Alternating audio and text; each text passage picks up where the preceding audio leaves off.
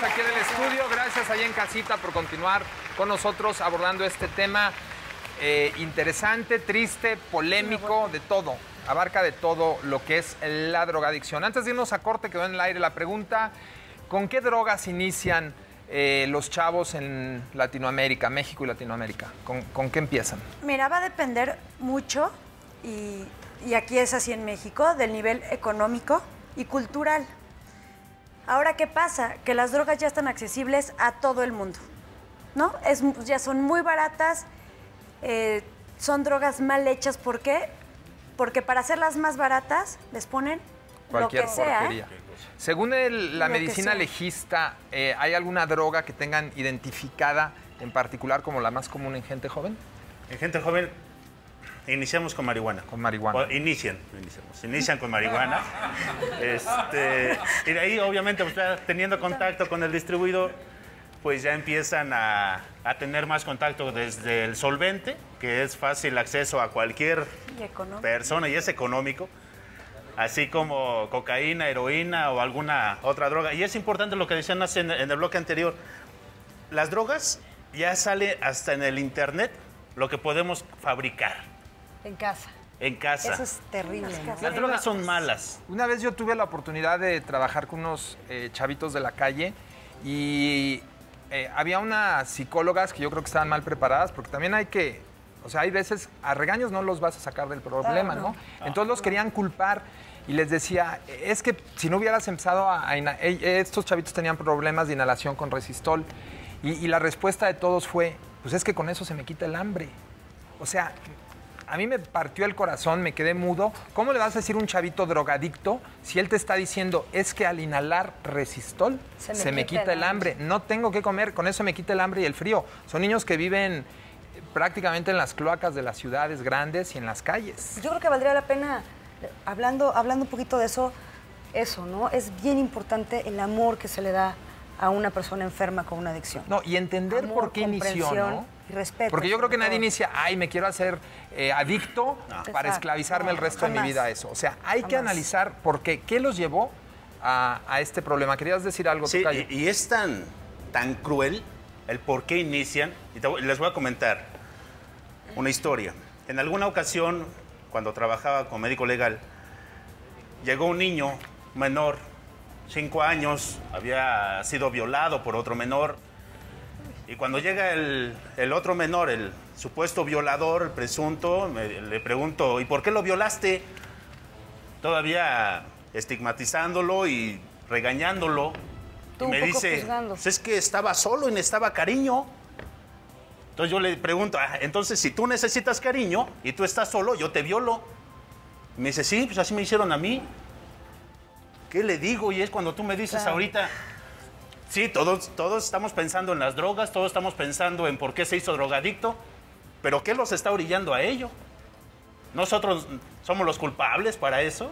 Ahora, es un problema que afecta no nada más a niños de la calle o a adolescentes, ¿no? Lo que les comentaba hace rato, yo he conocido casos de que se casaron, un matrimonio, y a los 7, 8 años él o ella se dio cuenta de que su pareja, su esposo o esposa, tenía una fuertísima adicción a la cocaína. Siempre lo hizo a escondidas. Entonces aquí ya es un proceso gravísimo que es bien difícil detectar. ¿Qué recomendarías ahí tú como psiquiatra en estos casos, ya cuando es un problema de los padres? Vamos a dejar de un lado a los jóvenes, cuando la bronca está en los papás. Mira, cuando la bronca está en los papás, ahí es bien difícil, porque los papás siempre van a tratar de esconderlo hasta donde llegue. Evitar que los hijos lo hagan, pero esconder lo que ellos hacen. Claro. Y los padres se van a ir de casa, van a salir en las noches, siempre van a buscar con quién dejar a los hijos. Son niños que se empiezan a hacer a un lado, son niños que tú empiezas a ver abandonados. Ahora, ¿qué pasa? Que en México la situación es muy permisible. Entonces ya es como más común que veas a los padres, incluso, ¿no? Desde el alcohol, el tabaco, es con una cultura que uno empieza a crecer. Entonces los padres sí se esconden, sí llegan a hacerlo, pero los hijos siempre notan esos cambios en los padres. Algo raro. Ahora me voy a ir a los polos opuestos de la vida. Karen, como neonatóloga, tú ves a fuerzas niños que nacen ya con síndromes de abstinencia, bebés neonatos recién nacidos, porque la madre en el periodo de gestación ingirió algún tipo de drogas. O sea, ¿qué haces ahí? ¿Cómo lo manejas? Digo, un bebé que ya lo hicieron adicto antes de nacer. Es un manejo muy difícil. Generalmente es importantísimo que la madre sea honesta con nosotros para nosotros saber qué esperar. En ese aspecto eso nos ayuda muchísimo. Sí, hay muchos datos para sospechar que el niño tiene un síndrome de abstinencia, pero es mucho más fácil cuando la madre o el padre nos refiere que hay algún problema de adicción. Y depende mucho de la droga. Muchas de ellas causan además malformaciones y malformaciones graves, algunas incompatibles con la vida, pero otras no. Otras son malformaciones importantes que alteran la vida de ese individuo por el resto de su existencia y que no necesariamente lo debieron de haber vivido o vivido así, ¿no? Me voy a ir con el público, veo una inquietud en nuestro estudio, siento que por ahí hay preguntas. Mi amor, ¿qué tal? ¿Cómo estás? Me dices tu nombre, tu pregunta, qué quieres preguntar y a quién le quieres hacer tu pregunta. Araceli Arana. Araceli, adelante.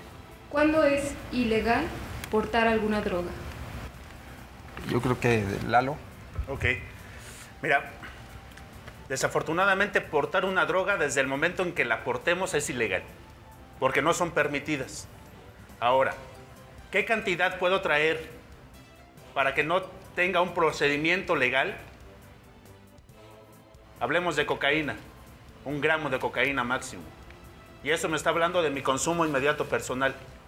¿Qué significa eso? Es la droga que yo necesito dentro de las primeras 24 a 72 horas para mi consumo.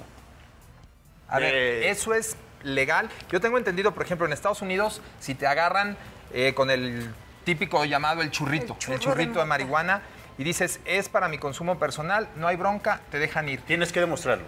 No solamente yo puedo traer, por ejemplo, tenía un amigo que se hacía un churro de mota del tamaño de papel de estraza, entonces, imagínate, traía casi medio kilo de marihuana en la bolsa. Es buenísima la pregunta de Araceli, porque yo me pierdo en esto. Claro. Leemos a veces en los periódicos, lo soltaron porque era para su consumo personal. Y esto va de Estados Unidos a Brasil, o sea, todo Norteamérica, Latinoamérica, Centroamérica. Así es.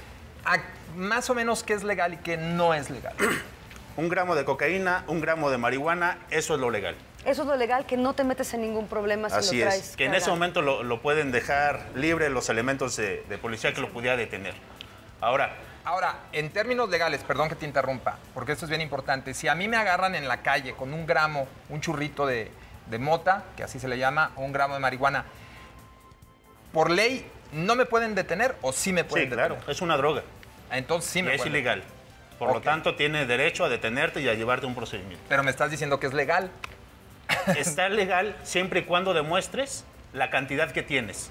Y que es para tu consumo personal. Así es. ¿Cómo demuestro que es para mi consumo personal? Tienes que ir con un médico legal a la procuraduría, te hará un examen. En tu caso, eres tú el que hace eso. Lo llevarán con un servidor y ahí determinaremos si él realmente es adicto y si ese gramo que él trae es de él. ¿Tú cómo lo determinas? O sea, ya llegó él contigo. ¿Un examen de sangre? No, le hacemos un examen, lo determinamos de toxicomanía. ¿Qué es un examen de toxicomanía? Es determinar el grado de droga que necesita. De dependencia. Así es, de dependencia de esa droga. Así sea marihuana, heroína, todo nos va a dejar rastros en el cuerpo. Desde el temblor fino que decía Mariana, los ojos enrojecidos, los reflejos se disminuyen o se quitan definitivamente, ya no hay reflejo nauseoso, los pupilares están con la pupila grande, dilatada, la frecuencia cardíaca tiene variaciones, todo eso es lo que nosotros nos ayuda a decir. Por ejemplo, cocaína. ¿Desde cuándo consumes cocaína? No, llevo 1 año. Ok, ¿cómo la consumes? La inhalo. Ok, le revisamos nariz y no tiene nada. No tiene ni moco, no tiene ni enrojecimiento, no tiene nada. Entonces, en ese caso dices, este cuate le iba a vender. Así es. En ese momento para nosotros no es toxicómano. Oye, regresando al tema que estábamos en los polos opuestos de la vida, porque la drogadicción es un problema desde recién nacidos, como veíamos, los niños que ya nacen con un síndrome de abstinencia. Y antes de irme al corte, les quiero decir que es más común de lo que creemos en las personas de la tercera edad. Yo lo veo muchísimo en mi consultorio. Las dulces y tiernas abuelitas que tienen unos grados gruesísimos de adicción a una droga. Se los dejo de tarea, que lo piensen mientras vamos al corte comercial. Es muy breve, regresamos. Drogadicción.